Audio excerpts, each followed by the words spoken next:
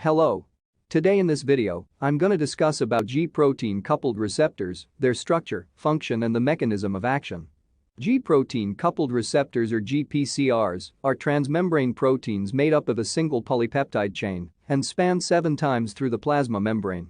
Each receptor has an N-terminal extracellular domain and a C-terminal intracellular domain.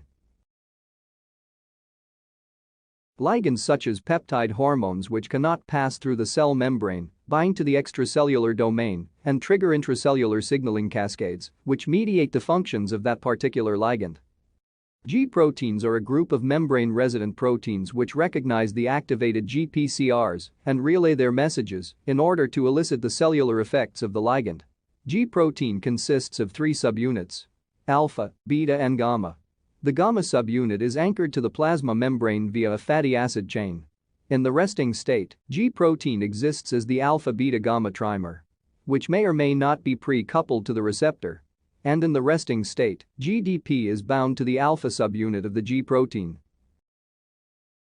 When an agonist molecule binds with the receptor, a conformational change occurs. This causes interaction of the receptor with the G-protein. This reaction occurs within around 50 milliseconds. GDP dissociates from the alpha subunit and GTP binds. This causes the activation of G-protein and release of the alpha-GTP fragment and beta-gamma dimer from each other.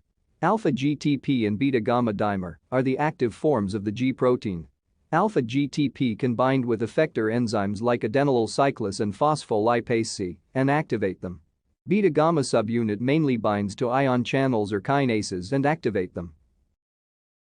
There are 4 types of pharmacologically important G-proteins have been identified.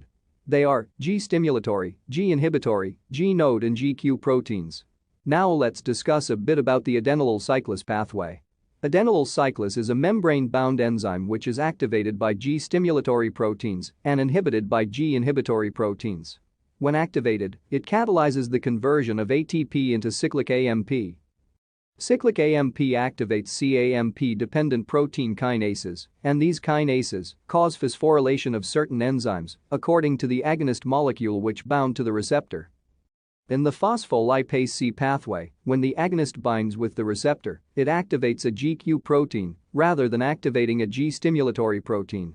Activated GQ protein then activates the enzyme phospholipase C. This enzyme catalyzes the cleavage of phosphatidylinositol biphosphate into diacylglycerol and inositol triphosphate.